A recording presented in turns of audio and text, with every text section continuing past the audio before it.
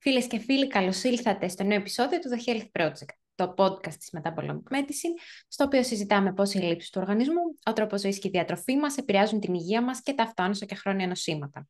Να καλωσορίσουμε τον Dr. Δημήτρη Τσουκαλά. Καλησπέρα, γιατρέ. Καλησπέρα, Φέη. Καλησπέρα σε όλους. Καλώς ήλθατε λοιπόν σε ένα θέμα το οποίο θεωρώ άκρως ενδιαφέρον. Και αυτό είναι το ποια είναι τα βασικά πράγματα που πρέπει να γνωρίζουν για την υγεία τους οι ασθενείς με αυτοάνωση. Αφορμή για τη σημερινή συζήτηση, στάθηκαν, γιατρέ, κάποια περιστατικά και από το προσωπικό μου περίγυρο ανθρώπων οι οποίοι έχουν αυτοάνωση χρόνιο νόσημα και στην προσπάθειά τους να βελτιώσουν την υγεία τους, ακολουθούν μία σειρά επιλογών, οι οποίες χωρίς να το γνωρίζουν, είναι πραγματικά σε λάθος κατεύθυνση. Και με αφορμή αυτό, θα ήθελα να συζητήσουμε κάποια και να μας μεταφέρετε φυσικά και την πολύ μεγάλη κλινική σας εμπειρία στο ποια είναι τα βασικά πράγματα που πρέπει να ξέρει κάποιος που έχει διαγνωστεί με αυτοάνωσο και χρόνιο νόσημα και το πώς πολλές φορές δεν κάνουμε το πιο απλό, το πιο προφανές, το πιο βασικό και πηγαίνουμε μέσα από πολύπλοκους δρόμους που πραγματικά μας μπερδεύουν ακόμα περισσότερο. Και αυτή ήταν η αφορμή που ήθελα να κάνουμε και τη σημερινή συζήτηση και θεωρώ έχετε πολλά ωραία να μοιραστείτε μαζί μας, οπότε να ξεκινήσουμε και να μας πείτε τι θεωρείτε εσείς τα πιο βασικά. Ας ξεκινήσετε και θα κάνουμε στη συνέχεια τη συζήτηση. Πολύ ωραία. Όντως, αυτό είναι ένα από τα πιο κοινά προβλήματα που βλέπουμε. Έρχονται άτομα και οι ασθενείς που έρχονται σε εμάς συνήθως αφορά άτομα που ψάχνουν την υγεία τους, θέλουν να την βελτιώσουν, θέλουν να βρουν αποτελεσματικούς τρόπους, θέλουν να δουν πιο ολοκληρωμένα την προσέγγιση. Δηλαδή, δεν είναι άτομα που ψάχνουν να πάρουν ένα χάπι και μετά να συνεχίσουν να κάνουν ό,τι κάνανε. Δυστυχώς αυτά τα άτομα, επειδή τα βασικά δεδομένα που ακούμε τριγύρω μας, τα περισσότερα δεν βασίζονται σε επιστημονικά δεδομένα ή πολύ περιορισμένα επιστημονικά δεδομένα διαστρεβλώνονται και εκλαμβάνονται από το marketing ή και άλλους λόγους ή λόγους εντυπωσιασμού, γιατί πολλές φορές και τα μέσα μαζικής ενημέρωσης προτιμούν να πάρουν ένα δεδομένο το οποίο είναι εντυπωσιακό και να το προβάλλουν, χωρίς όμως αυτό να σημαίνει ότι είναι και έτσι είναι τα πράγματα. Οπότε, δεν ξέρω να ακούμε καλά, γιατί μου δείχνει ότι κάποιο πρόβλημα μου βγάζει με το μικρόφωνο. Εγώ σας ακούω πολύ καλά, εσείς Ωραία. δεν ξέρω να ακούτε καλά. Ωραία, μια χαρά. Ωραία. Οπότε, βλέπουμε λοιπόν ότι οι άνθρωποι προσπαθούν να βελτιώσουν την υγεία τους. Είναι αυτοί που τελικά μπορεί να πιέζουν και τον εαυτό τους σε μια λάθος κατεύθυνση, σε πράγματα που δεν είναι σωστά και που καταλήγουν στο να δημιουργήσουν περισσότερα προβλήματα. Βέβαια, αυτό τους οδηγεί κιόλας να ψάχνουν να βρουν κάτι άλλο, γιατί βλέπουν ότι μέσα από αυτή την κατεύθυνση δεν βρίσκουν λύση. Και το ήθελα να μοιραστείς και εσύ την προσωπική σου εμπειρία, που θυμάμαι μου έλεγες ότι όταν είχες διάφορα προβλήματα υγείας με την αντίσταση στην ινσουλίνη ή με το γαστρεντερικό σου, έκανες κάποιες προσπάθειες. Θες να πεις και εσύ πώς το βίωσες προσωπικά? Ναι, φυσικά. Πριν από αυτό, θα ήθελα να σας κάνω μια ερώτηση, η οποία είναι η εξής. Πόσο νερό θα πρέπει να πίνει κάποιος κάθε μέρα? Γιατί το πρώτο πράγμα που παρατήρησα είναι η σημαντικά μειωμένη κατανάλωση νερού. Και πόσο σημαντικό είναι αυτό? Ωραία. Αυτό είναι ένα πολύ βασικό δεδομένο. Δηλαδή, το σώμα μας για να μπορέσει να λειτουργήσει χρειάζεται καταρχήν οξυγόνο και θέλει και νερό. Το 70% του οργανισμού μας, κυρίως ενδοκυτάρια, αποτελείται από νερό. Οπότε είναι πάρα πολύ βασικό να υπάρχει αυθονία επαρκής ποσότητα νερού για να μπορέσει το σώμα μας να λειτουργήσει φυσιολογικά. Οι ιδανικές συνθήκες για να λειτουργήσει ο οργανισμός μας, σαν ποσότητα, είναι γύρω στα 30 με 35 ml ανά χιλιόγραμμο βάρους. Δηλαδή ένα άτομο που ζυγίζει 70 κιλά πρέπει να πίνει 2 με 2,5 λίτρα νερό την ημέρα για να το προτείνουμε. Βέβαια, κάποιος που κάνει πολύ πιο έντονη φυσική δραστηριότητα η περισσότερη ώρα ή κάνει πολύ ζέστη, θα χρειαστεί παραπάνω από αυτό, αλλά σαν μέσο όρο τα 2 με 2,5 λίτρα για ένα άτομο γύρω στα 70 κιλά είναι μια καλή ποσότητα νερού. Το θέμα είναι ότι όταν κάποιο πίνει περισσότερα νερά, αυξάνεται και η εφίδρωση και η διούρηση, που είναι πολύ καλά πράγματα, γιατί βοηθάνε τον οργανισμό και να αποβάλει πράγματα, αλλά και να διατηρήσει και τη θερμοκρασία και να λειτουργήσει καλύτερα, με λιγότερη προσπάθεια. Όταν όμως έχουμε αυξημένη διούρηση και αυξημένη εφίδρωση, χάνουμε μεταλλικά στοιχεία. Τα οποία αυτά μεταλλικά στοιχεία πρέπει να αναπληρώνονται. Ο καλύτερος τρόπος για να αναπληρωθούν αυτά τα μεταλλικά στοιχεία πέρα από την τροφή είναι το αλάτι. Το αλάτι περιέχει, όταν δεν είναι επεξεργασμένο και δεν έχει υποστεί ραφινάρισμα, όπου ξεπλένεται, όπου αφαιρούνται μεταλλικά στοιχεία. Αυτό συμβαίνει γιατί το αλάτι το ιουδίουχο που βλέπουμε που βρίσκουμε στο σούπερ μάρκετ, είναι υψηλά ραφιναρισμένο. Έχουν αφαιρεθεί από τα 92 στοιχεία, έχει διατηρηθεί μόνο το χλώριο και το νάτριο, δηλαδή δύο από αυτά, και έχει προσθεθεί μπροστά το ιώδιο, γι' αυτό και λέγεται ιωδίουχο. Οπότε ένα θρεπτικό συστατικό που στα αλήθεια είναι και το μόνο ανόργανο, η μόνη ανόργανη θρεπτική ουσία που καταναλώνουμε, είναι το αλάτι. Έχει 92 μεταλλικά στοιχεία κανονικά, όπως θα έπρεπε να είναι το θαλασσινό αλάτι, και καταλήγει να λαμβάνουμε μόνο 3 από αυτά.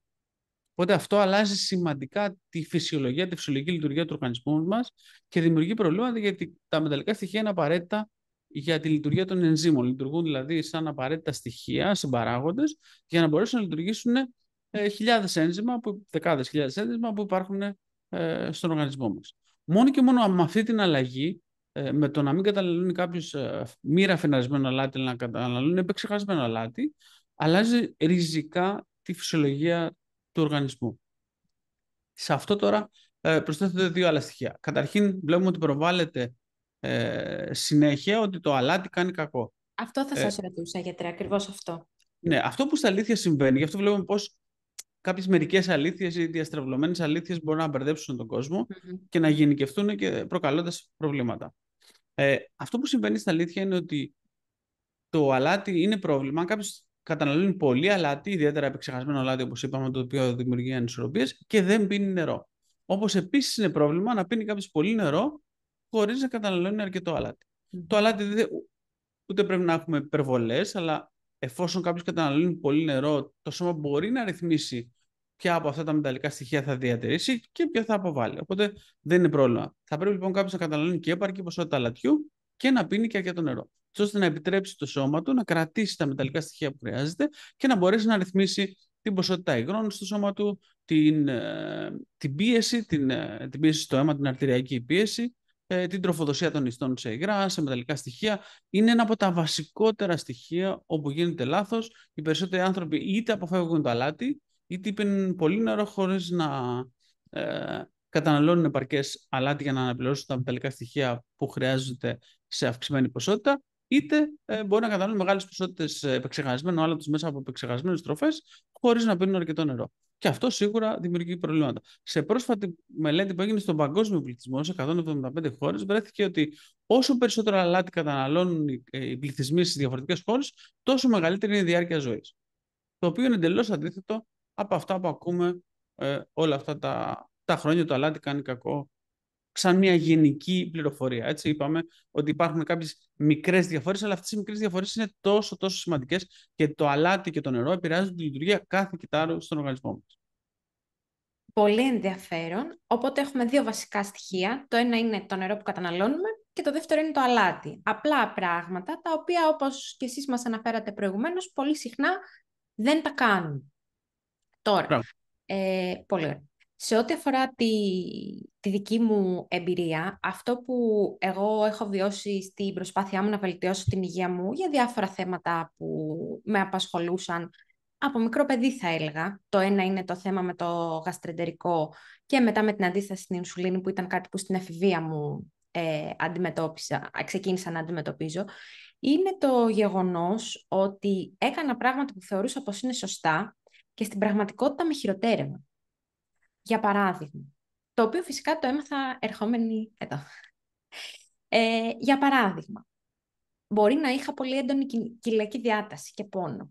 Επέλεγα να φάω πράσινα φυλλώδη, σαλατικά, φρούτα, γάλα με δημητριακά, γιατί θεωρούσα ότι αυτές είναι πιο ελαφριές τροφές, που δεν θα αφήσουν σημαντικό υπόλοιπα στο έντερο και έτσι θα νιώθω καλύτερα.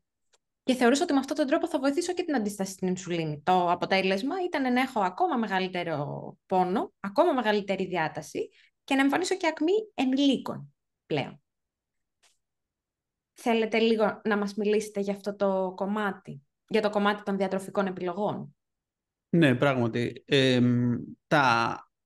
Τα πράσινα φυλλώδη λαχανικά και γενικά οι σαλάτες είναι ένα είδος τροφής που επίσης μπορεί να μας δώσει μεταλλικά στοιχεία και έχει κάποια θεραπευτική αξία και μπορεί να βοηθήσει τη διαφοροποίηση του μικροβιώματος, που είναι σημαντικό κομμάτι. Μμμ. Παρ' όλα αυτά όμως δεν είναι κάτι που όταν κάποιος έχει πρόβλημα ξεκινάς με αυτό. Μμμ. Είναι κάτι το οποίο πρέπει βαθμιδωτά να εισαχθούν. Ένα παράδειγμα που λέω συχνά είναι ότι όταν βγει κάποιος από το νοσοκομείο με πνευμονία, δεν του λες κάνει άσκηση γιατί βοηθάει, πήγε να τρέξει μαραθώνιο. Μμμ. Γιατί αυτό δεν μπορεί ένας άνθρωπος σε αυτή την κατάσταση, μόλις βγήκε από το νοσοκομείο, να κάνει τέτοιου είδους άσκηση. Το ίδιο συμβαίνει λοιπόν και με τα πράσινα φυλλώδη. Ενώ είναι κάτι που κάποιος που έχει εξαιρετικό έντερο, καταπληκτική χλωρίδα μπορεί να το βάλει για να βελτιωθεί ακόμα περισσότερο, και διαφορετικά λαχανικά ή διαφορετικά χόρτα έχουν διαφορετική επίδραση και εμείς οι ίδιοι σαν μικροβίωμα μπορούμε να διαχειριστούμε διαφορετικά. Ε, οπότε και διαφορετικοί πληθυσμοί. Καλό θα είναι να προτιμάμε λαχανικά χόρτα ανάλογα με την εποχή και με την περιοχή που βγαίνουν και να μην καταναλώνουμε τροφές ή λαχανικά που είναι από άλλες περιοχές του πλανήτη, γιατί πλέον έχουμε όλο το χρόνο τροφές, φρούτα, λαχανικά που φυσιολογικά δεν θα ήταν διαθέσιμα κατά τη διάρκεια του χρόνου ή θα ήταν σε πολύ μικρότερες ποσότητες και σε μικρότερη συχνότητα. Οπότε αυτό είναι ένα κομμάτι, οπότε τα πράσινα φυλλώδη σε έναν ασθενή ο οποίος έχει μια διαταραγμένη χλωρίδα δημιουργούν ένα υπόστρωμα να αναπτυχθούν περισσότερο τα μικρόβια που είναι ήδη παθογόνα. Μμμ. Οπότε χειροτερεύει. Συν το γεγονός ότι αν αυτό το άτομο καταναλώσει τροφές όπως το γάλα, το οποίο έχει λακτόζη, που είναι ένα ζάχαρο, οι περισσότεροι ενήλικες έχουν δυσκολία να μεταβολήσουν τη λακτόζη, δηλαδή να διασπάσουν στα δύο ζάχαρα που την αποτελούν, που είναι η γαλακτόζη. Οπότε η λακτόζη είναι δύο απλά ζάχαρα που έχουν ενωθεί μεταξύ τους και ενώ τα απλά ζάχαρα μπορούν να απορροφηθούν στο έντερο κατευθείαν, η λακτόζη που είναι ένα πιο πολύπλοκο ζάχαρο, αποτελείται από είναι δισαχαρίτης από δύο μόρια γαλακτόζης, δεν μπορεί να απορροφηθεί. Οπότε αν κάποιος δεν έχει το ένζυμο για να το διασπάσει, αυτό το ζάχαρο μένει στο έντερο και είναι τροφή για τα μικρόβια που είναι παθογόνα. Οπότε γίνεται ζύμωση και παράγονται περισσότερα αέρια. Και το ίδιο συμβαίνει αν φάει κάποιο και δημητριακά. Επίση γίνεται, γιατί είναι πολύπλοκοι υδατάνθρακες που προκαλούν ζύμωση. Οπότε έχουμε ένα περιβάλλον όπου παράγει τεράστια ποσότητα αερίων που χειροτερεύει τα συμπτώματα του ατόμου. Θα έπρεπε κανείς να καταναλώσει λοιπόν τροφές που δεν κάνουν ζύμωση, που δεν παράγουν αέρια και είναι και πολύ πιο εύπεπτες και έχουν πραγματικά χαμηλό υπόλοιμα. Αυτές οι τροφές είναι η πιο εύπεπτη τροφή, παραδόξως, που οι περισσότεροι άνθρωποι την αποφεύγουν γιατί νομίζουν ότι κάνει κακό στην υγεία τους, είναι το κρέας. Το να φας κρέας, δεν υπάρχει καλύτερη τροφή. Πλέον το κρέας έχει περάσει και ως σύσταση και, και στην γαστρολογία, στις τροφές. Δηλαδή πλέον υπάρχουν μελέτες που έχουν βρει ότι η αυξημένη κατανάλωση κρέατος και μείωση άλλων τροφών βελτιώνει τα φλεγμονώδη νοσήματα του εντέρου, όπως η νόση του Κρόν και η ελκώδης κολίτιδα. Πράγματι γιατί έχουν χαμηλό υπόλοιμα και δεν έχουν αρνητική επίδραση στη χλωρίδα του γαστερικού. Πολλοί άνθρωποι δυστυχώς δεν τρώνε κρέας γιατί νομίζουν ότι το κρέας αυξάνει τον καρκίνο, ότι προκαλεί φλεγμονές, ότι έχει πολλές παρενέργειες για την υγεία, ότι έχει πολλά λίπη, ότι ανεβάζει τη χολυστερίνη κτλ. Αυτό δεν ισχύει. Αυτό ισχύει, πάλι βλέπουμε μια μερική, δηλαδή ισχύει εν μέρη όταν κάποιος καταναλώνει επεξεργασμένα κόκκινα κρέατα. Οπότε αν κάποιος καταναλώσει hot dog, καταναλώσει fast foods, τα οποία συνοδεύονται, το κρέας, το μπιφτέκι για παράδειγμα στα μπέργκερ συνοδεύεται με το ψωμί, με κέτσαπ, με μαγιονέζες, με πατάτες τηγανιτές, με κατανάλωση αναψυκτικών. Όλα αυτά όταν κάποιος γίνονται επιδημιολογικές μελέτες θεωρούνται ότι κάποιος καταναλώνει κρέας. Οπότε όταν τρώει αλαντικά, παριζάκια, τρώει μορταδέλες, γαλοπούλες, όλα αυτά έχουν πρόσθετα συντηρητικά, ενισχυτικά γεύσεις, έχουν χρώματα, και όλα αυτά τα πράγματα επιβαρύνουν βέβαια την τροφή αυτή και την κάνουν επιβαρυντική για την υγεία μας και πράγματι η κατανάλωση αυτού των είδων των τροφών, το επεξεργασμένο κρέας, αλλά και οποιαδήποτε επεξεργασμένη τροφής έχει αρνητική επίπτωση στην υγεία μας. Αυτό δυστυχώς τώρα έχει επεκταθεί σε όλες τις μορφές του κρέατος και ο κόσμος δεν τρώει κρέας. Ή όταν τρώει κρέας, καταναλώνει κοτόπουλο και χοιρινό. Γιατί θεωρεί ότι είναι λευκά κρέατα και ότι έχουν χαμηλότερα λιπαρά και είναι δυστυχώς το κοτόπουλο και το χοιρινό είναι μονογαστρικά ζώα και από τις μελέτες γνωρίζουμε ότι ό,τι και να φάνε περνάει στο κρέας. Οπότε αν το κοτόπουλο ή το χοιρινό καταναλώσουν σόγια, καλαμπόκι, λάβουν ορμόνες ή αντιβιωτικά, αυτά περνάνε στο κρέας. Αυτό δεν συμβαίνει όμως στο κρέας που είναι από τα αμυρικαστικά. Τα αμυρικαστικά, δηλαδή το μοσχάρι, το κατσίκι, το αρνί, το βουβάλι, έχουν ένα ιδιαίτερο γαστερικό που έχουν 4 στομάχια, μυρικάζουν 30-40 μέτρα έντερο και μια ειδική χλωρίδα που επεξεργάζεται οτιδήποτε μπαίνει μέσα στο γαστερικό του ζώου και αυτά τα συστατικά, είτε φάει σόγια το ζώο, είτε φάει καλαμπόκι, είτε λάβει αντιβιωτικά, είτε ορμόνες, αυτές μετρημένα έχει βρεθεί ότι δεν συγκεντρώνονται σε αυξημένη ποσότητα ή σε σημαντική ποσότητα στο κρέας. Οπότε η πιο ασφαλής τροφή τελικά είναι το κόκκινο κρέας από μυρικαστικά, ακόμα και από ζώα βιομηχανικής εκτροφής. Βέβαια, αν κάποιος καταναλώσει κρέας από ένα ζώο που είναι ελευθεράς βοσκής ή από κατσίκι, που στην Ελλάδα τα περισσότερα από αυτά βόσκουν σε βοσκοτόπια και είναι ελευθέρας βοσκής, έχουμε εξαιρετική ποιότητα του κρέατος και είναι ακόμα καλύτερα γιατί έχει μεγαλύτερη θρεπτική αξία. Αλλά αν κάποιος βγει σε ένα εστιατόριο και και φάει, ας πούμε, πράσινα φυλλώδη ή σαλάτα ή οτιδήποτε, τα οποία δεν είναι βιολογικά, οτιδήποτε ψεκασμός με φυτοφάρμακα έχει γίνει, έχει μείνει πάνω στο φυτό. Ενώ όταν θα φάει κόκκινο κρέας από μοσχάρι, από κατσίκι, από αρνί, όπως είπαμε, ή από βουβάλι, η επιβάρυνση είναι η ελάχιστη και είναι η πιο ασφαλής τροφή. Κάτι που δεν είναι ιδιαίτερα γνωστό και οι περισσότεροι άνθρωποι το αποφεύγουν και δυστυχώς κάνουν έτσι μεγαλύτερη βλάβη στην υγεία τους.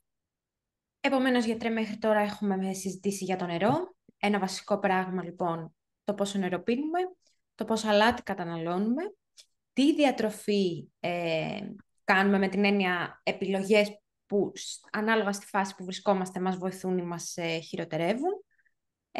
Και πάμε στο επόμενο κομμάτι, το οποίο έχει να κάνει με την ξεκούραση. Πόσες ώρες ύπνου χρειαζόμαστε και τι χρειάζεται για να πούμε ότι είμαστε ξεκούραστοι και έτοιμοι για να ξεκινήσουμε τη μέρα μας. Πολύ σωστά. Έχει βρεθεί ότι ο ύπνος είναι από τα σημαντικότερα κομμάτια της υγείας. Αν κάποιος δεν ξεκουραστεί επαρκώς, το σώμα μπαίνει σε στρες, δηλαδή ζορίζεται και απελευθερώνει ορμόνες του στρες όπως είναι κορτιζόλη και αδρεναλίνη. Και αυτό αλλάζει τη λειτουργία, ανεβάζει τα επίπεδα ζαχάρου στο αίμα, ανεβάζει την αρτηριακή πίεση, δημιουργεί και επηρεάζει και τη διάθεση του ατόμου, δημιουργώντας μια μορφή ψυχογενού στρες, το οποίο στα αλήθεια είναι μεταβολικό, δεν είναι ψυχογενές. Και ενώ χρειάζεται, ο ιδανικός χρόνος για τους άντρες είναι 7 με 8 ώρες, για τις γυναίκες είναι 8 με 9, χρειάζονται παραπάνω χρόνο, ιδιαίτερα τις ημέρες που είναι πριν από την έμεινο-ρίση, χρειάζεται πολύ περισσότερη ξεκούραση. Διαφορετικά το σώμα ζορίζεται, επειδή ζορίζεται παράγει αυτές τις ορμόνες του στρες. Ήδη λόγω αυτής της αλλαγής της ορμονικής υπάρχει διαταραχή στις αυξομοιώσεις της διάθεσης και αυτά όλα τα συμπτώματα γίνονται πολύ πιο έντονα αν κάποιος δεν ξεκουράζεται επαρκώς. Πολύ λίγοι άνθρωποι κοιμούνται επαρκώς, είτε γιατί δεν προλαβαίνουν, γιατί έχουμε μια γεμάτη μέρα και προσπαθούν λίγο το βράδυ να αφιερώσουν λίγο χρόνο στον εαυτό τους παραπάνω, είτε γιατί πολλές φορές καταναλώνουν αλκοόλ, οπότε έχουν μια έντονη μέρα και θέλουν να χαλαρώσουν και πίνουν ένα ποτηράκι κρασί ή δύο ή κάποιο άλλο ποτό στην προσπάθεια να χαλαρώσουν. Και ναι, μεν το αλκοόλ βοηθάει στην έλευση του ύπνου, δηλαδή βοηθάει κάποιος να χαλαρώσει και να κοιμηθεί, αλλά επηρεάζει την ποιότητα του ύπνου και τη διάρκεια ιδιαίτερα του βαθύ ύπνου που γίνονται και περισσότερες επουλώσεις και διορθώσεις στο σώμα και ιδιαίτερα στο νευρικό σύστημα. Το νευρικό σύστημα κατά τη διάρκεια της ημέρας σωρεύει τοξίνες, τις οποίες κατά τη διάρκεια του βαθύ ύπνου αυτές παροχετεύονται και έχουμε ένα είδος αποτοξίνωσης και γι' αυτό ξυπνάμε διαυγής το πρωί όταν έχουμε κοιμηθεί καλά. Όταν όμως έχουμε πιει αλκοόλ το προηγούμενο βράδυ, ξυπνάμε και έχουμε μια θολούρα στο κεφάλι, πράγματι γιατί αυτό δεν το αλκοόλ εμποδίζει το βαθύ ύπνο. Κοιμόμαστε, η διάρκεια του βαθύ ύπνου είναι λιγότερη, οπότε έχουμε αυτοί οι μηχανισμοί αποτοξίνωσης και επούλωσης δεν έχουν λειτουργήσει επαρκώς. Αν κάποιος θέλει να πιει αλκοόλ, θα πρέπει να το πιει. Καταρχήν, δεν υπάρχει ποσότητα αλκοόλ που να μην είναι τοξική για το σώμα. Όλες οι μελέτες δείχνουν ότι οποιαδήποτε ποσότητα έχει αρνητικές επιδράσεις στον οργανισμό και στην υγεία μας και μεσοπρόθεσμα και μακροπρόθεσμα. Πάντως έχουμε δει ότι από 1 έως 4 ποτήρια κρασί την εβδομάδα είναι κάτι που το σώμα μπορεί να διαχειριστεί. Καλύτερα 1 με 2 βέβαια. Το ήδη το 2 προς 4 αρχίζει και γίνεται λίγο πιο ζώρικο. Αλλά αν γίνει αυτό, θα πρέπει να γίνει μέχρι τις 6 ώρα το απόγευμα, που πάλι αντιλαμβάνομαι ότι είναι πολύ νωρίς για κάποιον να πιει αλκοόλ, οπότε δεν βοηθάει. Βέβαια, μεταβολικά αυτό είναι η καλύτερη ώρα, γιατί μέχρι να κοιμηθεί κάποιος μέχρι κάτι τις 10, 11, 12, να έχει λίγο χρόνο το σώμα να αποβάλει το αλκοόλ για να μην διαταραχτεί ο ύπνος. Σχετικά τώρα με την κατανάλωση του αλκοόλ, όταν λέμε 1 έως 4 ποτήρια, είναι καλύτερο να βγω, για παράδειγμα, για ένα φαγητό την Παρασκευή το βράδυ και να πιω τα 2-3 ποτήρια μου που δικαιούμαι, ή είναι καλύτερο να πιω ένα ποτηράκι την Παρασκευή, ένα το Σάββατο και ένα την Κυριακή? Η μικρότερη ποσότητα είναι καλύτερα διαχειρίσιμη. Μμμ. Ε, θα μπορούσε κάποιος να πιει 2 ποτήρια 2 φορές. Ή το καλύτερο είναι να πιει 1 με 2 ποτήρια, όπως είπα. Γιατί Ναι. ήδη όταν ξεπερνάμε, πάμε στα 3, στα 4, ήδη αρχίζει, επηρεάζεται η λειτουργία του οργανισμού. Μμμ. Για πολλούς ανθρώπους αυτό φαίνεται αδιανόητο, κάτι είναι πολύ τραβηγμένο. Για άλλους, βέβαια, για τους περισσότερους, οι περισσότεροι δεν έχουν κάποια ανάγκη από το αλκοόλ. Αυτό όμως που δεν καταλαβαίνουν, δεν το γνωρίζουν, είναι ότι όταν κάποιος πίνει αλκοόλ και του επηρεάζει τον ύπνο, ξυπνάει το πρωί και το σώμα του είναι σε στρες, δηλαδή έχει κορτιζόλη και αδρεναλίνη. Οπότε η μέρα του είναι πιο στρεσογόνος από ό,τι θα ήταν κανονικά, γιατί το σώμα του δεν έχει ξεκουραστεί. Και δημιουργείται ένας φαύλος κύκλος που όσο περισσότερο ζορίζει το σώμα, τόσο περισσότερο χρειάζεται το αλκοόλ για να χαλαρώσει, και αυτό οδηγεί σε περισσότερο στρες. Μία παράμετρο που θα ήθελα να φέρω στη συζήτηση είναι η εξής. Η συντριπτική πλειοψηφία των ανθρώπων, συμπεριλαμβανομένου και του εαυτού μου, θα χαρακτήριζε τον εαυτό του ότι αν μας κάνανε μία ερώτηση κάθε πότε πίνεις, εγώ θα απαντούσα κοινωνικά. Σπίτι μου δεν Ναι. θα πιω ποτέ. Για παράδειγμα, εάν βγούμε 3 ή 4 φορές την εβδομάδα, οι άνθρωποι θα μπουν κοινωνικά, θα πιούν ένα ποτήρι κρασί, μία μπύρα, ένα ποτό, οτιδήποτε επιλέξει ο καθένας. Εκεί, σε αυτή την περίπτωση, πώς μπορεί να αντιμετωπιστεί αυτό? Δηλαδή, Ναι, δεν καταλαβαίνω την ερώτηση ιδιαίτερα. η Συγγνώμη. ερώτηση είναι ότι σε περίπτωση που κοινωνικά κάνουμε κάποιες συναναστροφές που μας οδηγούν στην κατανάλωση αλκοόλ περισσότερο από αυτές τις Να φορές. αλλάξω παρέες. Αυτό, εντάξει, ευχαριστούμε. Δηλαδή, αφού το σώμα μας μπορεί να διαχειριστεί αυτό το Ναι. πράγμα, δεν μπορεί συνεχόμενα να πίνει παραπάνω και να λέμε ότι εντάξει, τι να κάνω, αυτή είναι η ζωή. Γιατί Ναι. ο τρόπος ζωής μας γενικότερα μας σωθεί να κάνουμε πράγματα τα οποία δεν είναι φυσιολογικά. Αν κάποιος θέλει να είναι υγιής, αυτό Μμμ. είναι ένα ευρύτερο χαρακτηριστικό. Θα Ωραία. πρέπει να σταματήσουμε να κάνουμε αυτά που κάνουν οι περισσότεροι. Μμμ. Αυτή τη στιγμή το 94% του πληθυσμού έχει μεταβολικά προβλήματα και έχει από 1 έως 5 νοσήματα του Μμμ. παγκόσμιου πληθυσμού. Οπότε αυτό που κάνουμε γενικότερα απομακρύνεται πλήρως από τη φυσιολογική λειτουργία του οργανισμού και μας οδηγεί το ναι, μεν ζούμε περισσότερο γιατί έχουμε καταφέρει να επιλύσουμε προβλήματα και θανάτους από λοιμώδη νοσήματα, γιατί έχουμε καλύτερους υπονόμους, έχουμε καλύτερη δίκτυα ίδρευσης, γιατί έχουμε σπίτια που μας προστατεύουν από τις αλλαγές του καιρού, έχουμε ψυγεία που δεν χαλάει η τροφή μας και πώς μεταφέρεται και η τροφή. Οπότε όλα αυτά έχουν μειώσει τους θανάτους από ξέα νοσήματα, από νοσήματα δηλαδή που έχουν μικρή διάρκεια. Παλιότερα οι άνθρωποι πάθαιναν μία λίμωξη και επειδή και ο οργανισμός τους δεν ήταν σε καλή κατάσταση θρέψη, είχαν έλλειψη και ποσότητα τροφής, πέθαιναν. Ή πάθαιναν αλλεπάλληλες λοιμώξεις και μετά πέθαιναν. Αυτό δεν σημαίνει σήμερα. Μόνο το 8% των θανάτων οφείλεται σε οξέα προβλήματα υγείας, δηλαδή σε νοσήματα που διαρκούν κάτω από 3 μήνες. Τώρα το 92% οφείλεται σε χρόνια προβλήματα υγείας. Το θέμα είναι λοιπόν ότι ζούμε περισσότερο, αλλά ζούμε περισσότερα χρόνια με νοσήμα άρρωστοι. Οπότε η ποιότητα ζωής δεν είναι καλή.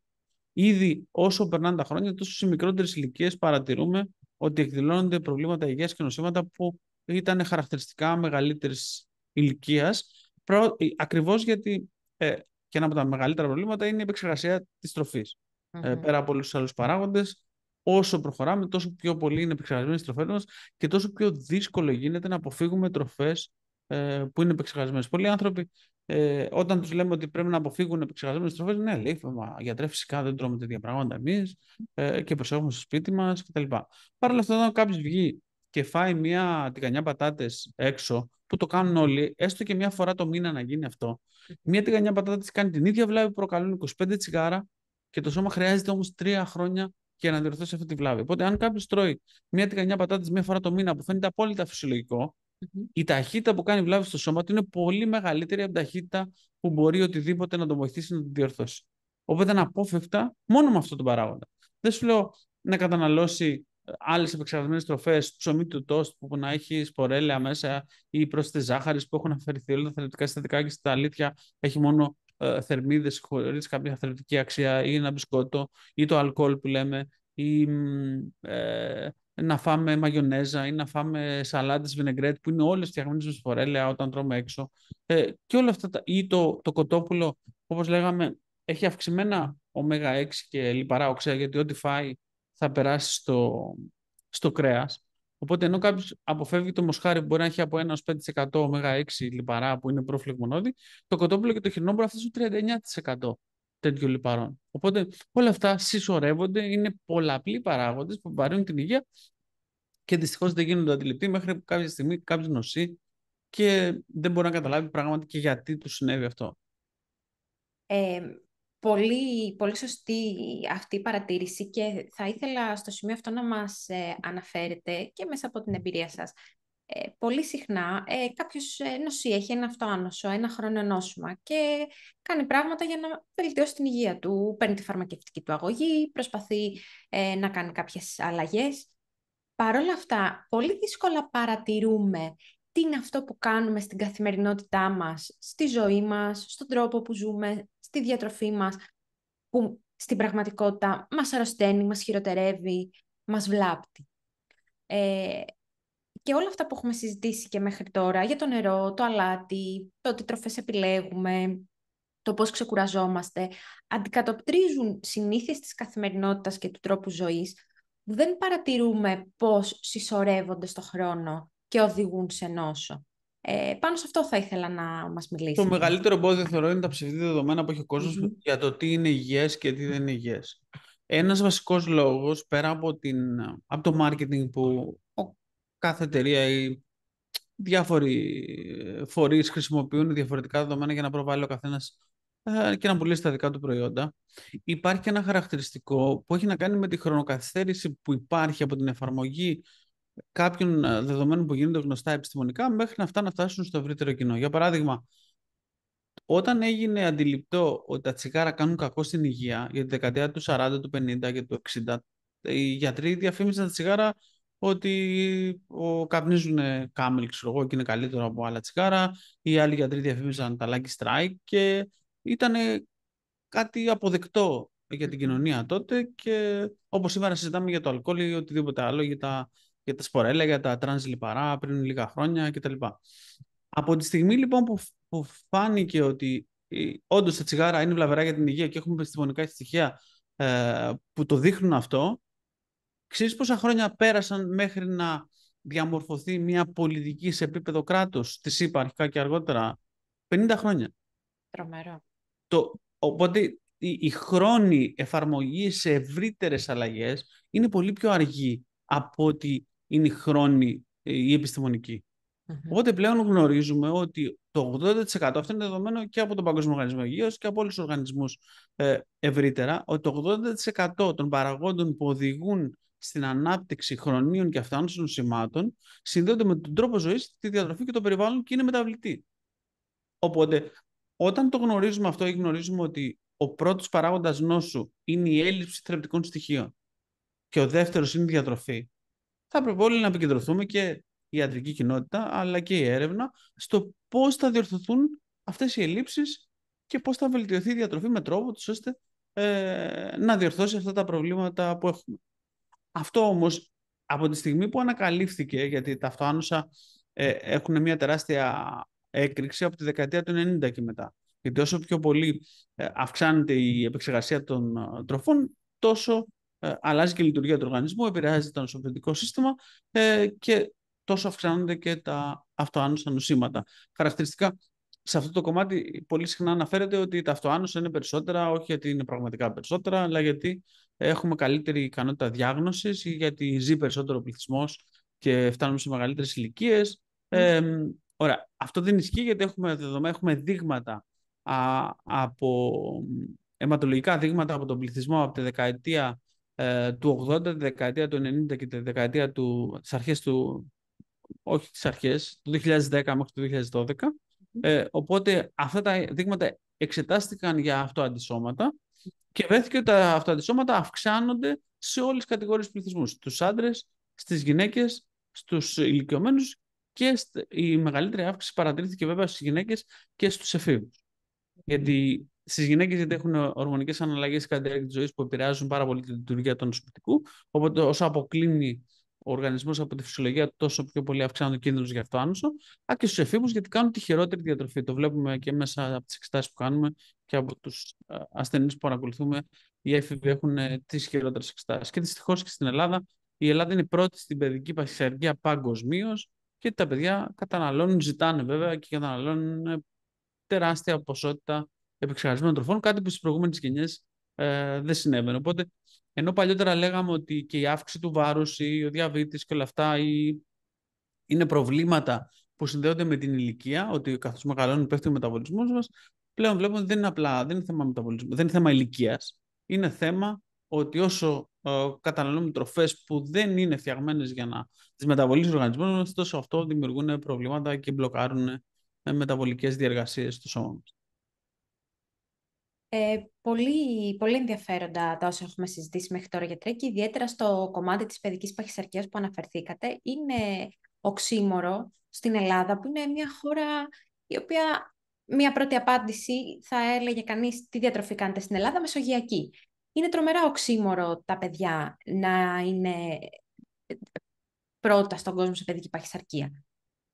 Πράγματι, γιατί δεν κάνουν μεσογειακή διατροφή. Μεσογειακή διατροφή είναι αυτή που έκαναν, γινόταν στην Κρήτη τη δεκαετία του 1930. Για πρώτη φορά καταγράφηκε στην Κρήτη, σε κάποια περιοχές της Νοτιού Ιταλίας και στη Γαλλία, η μεσογειακή διατροφή, η οποία μεσογειακή διατροφή δεν αφορά να τρώμε τεράστιες ποσότητες από λευκά άλευρα ή πίτσες ή μακαρόνια ή γλυκά και να θεωρούμε ότι αυτό είναι μεσογειακή διατροφή. Η μεσογειακή διατροφή είναι μια πλήρης διατροφή, πιθανόν είναι και η πιο μελετημένη με τις περισσότερες δημοσίευσεις ότι είναι ωφέλιμα. Μιλάμε για μια διατροφή που δεν έχει υποστεί επεξεργασία.